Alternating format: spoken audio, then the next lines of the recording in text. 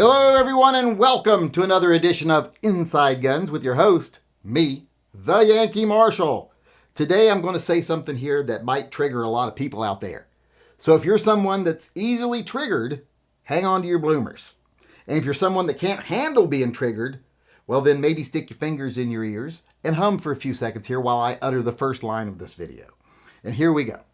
It looks like Joe Biden might have been correct. Maybe everybody does need to just go buy a shotgun. Because you know what? 9mm might blow your lungs out of your body. Shotgun will blow your arm off.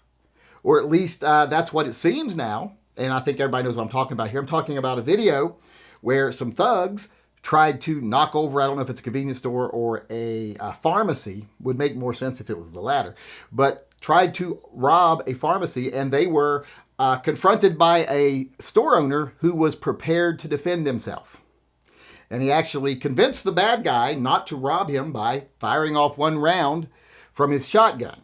And the guy ran from the building screaming, "He shot my arm off, he shot my arm off." Which I guess doesn't make him an armed bandit, just makes him an arm bandit. I don't know, he just has one arm now.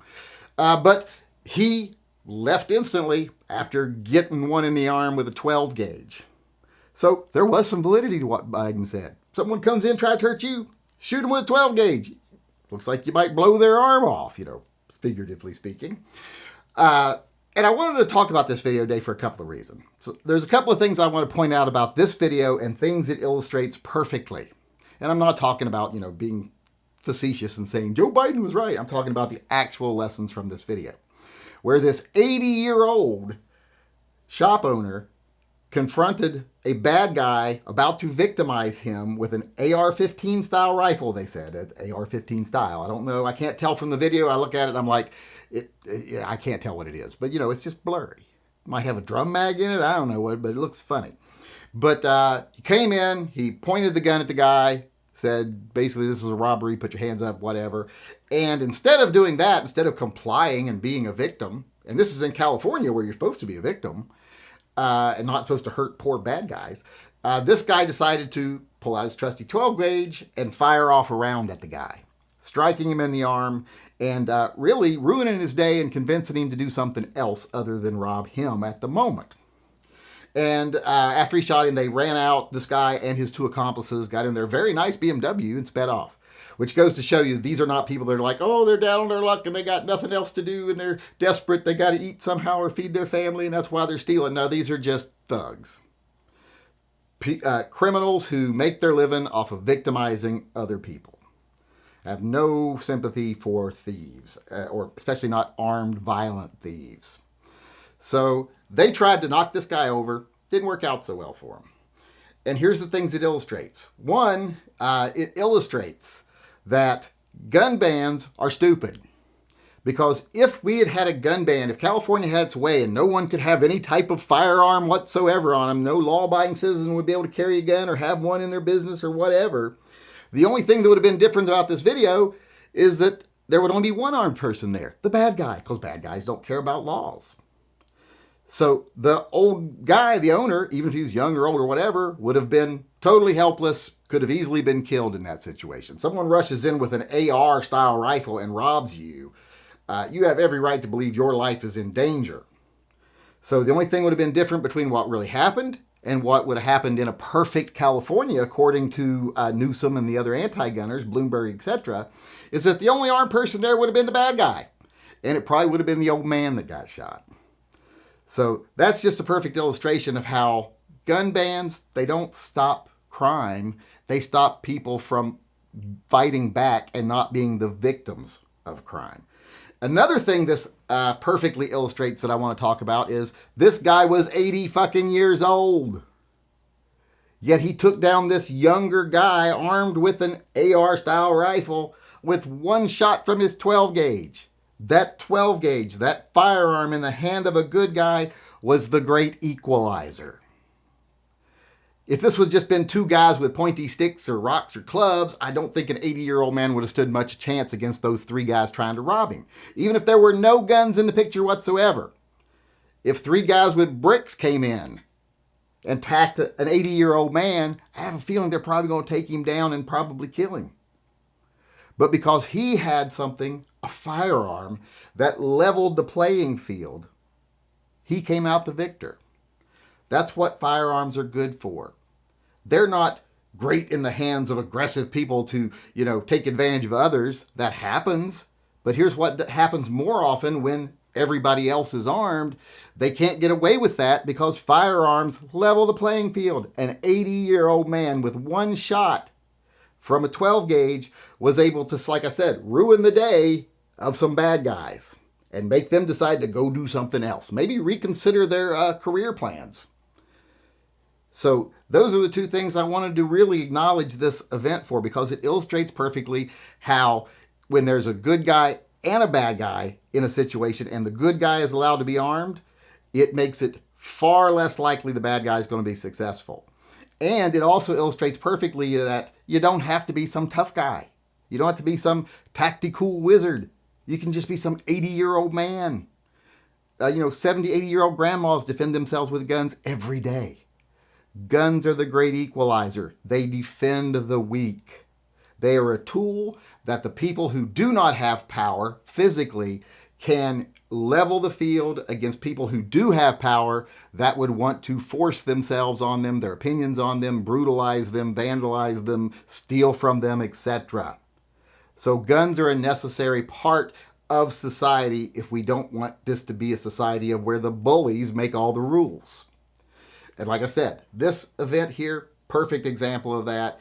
80-year-old man defends his business and his life with a shotgun, convinces three pretty bad people apparently to maybe rethink their career plans in the future. So I wanted to take a moment here to point that out, that situations like this should get more attention because they, like I said, they show exactly why everyone out there, whether you are a huge Second Amendment supporter or not, whether you put a lot of time or effort into it or not, you should be prepared if bad guys ever come knocking and try to vandalize you. It doesn't have to be a part of your life every day, but if things get really bad and you're someone who is at a disadvantage, you should have a firearm to level that playing field. All right, before we move on here, I want to say another thing, and this might be a bad thing to say. It might cause an international incident, but China has really got their panties in a knot over the fact that Pelosi is visiting Taiwan. And they're like, we will defend ourselves in any way necessary. I know Nancy Pelosi is scary looking, but really, what kind of threat is she to all of China? That's kind of silly. But I want to say here today, what I want to actually say is, I don't believe you, Xi Jinping, or whatever your name is. I think you're a coward. I think you're afraid of her. I don't think you have the balls to go get her. I dare you to do something to her. Dare you. Come on. I think you're a coward. I think you're afraid of her. I'll admit I'm afraid of her. I'd never go within 20 yards of her. She terrifies me, but I think you're scared of her too. So quit being all bluster. If you're going to go after her, go after her. Otherwise, shut up, because you're just a little panty waste. So I will wait and see what happens here. Ball's in your court. If you think she's so dangerous, do something about her. But, because I think that'd be a win-win situation. But, like I said, don't think you will, because you ain't got the balls. And with that being said, I want to remind people one more time here, at least one more time, that we are still doing the fundraiser for Fur Friends Animal Rescue. If you want to go over to my website, tympistolproject.com, there's a place there where you can order stickers and a caliber conversion chart. I think there's like 7 of those left, where you would be making a donation to Fur Friends Animal Rescue, and the stickers and the chart, those are just kind of like a thank you.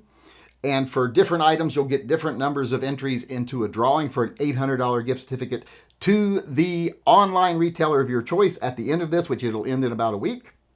So if you haven't gotten them and you want one and you just want to donate to the fund, please go on over there and do so. There's a link in the upper corner of this video. I will point out that I have added one more sticker because, like I said, we are trying to hit $10,000 and we're kind of stalled at like $8,500. I mean, I don't think we've sold but 2 stickers today. So I added one more sticker. It is the official TYM seal of approval, the not a FUD seal of approval. So if you want one of those, go on over there and order one. You'll get 2 entries into the drawing with that one, just like you did with the Sergeant patch, which it's priced the same as for the donation.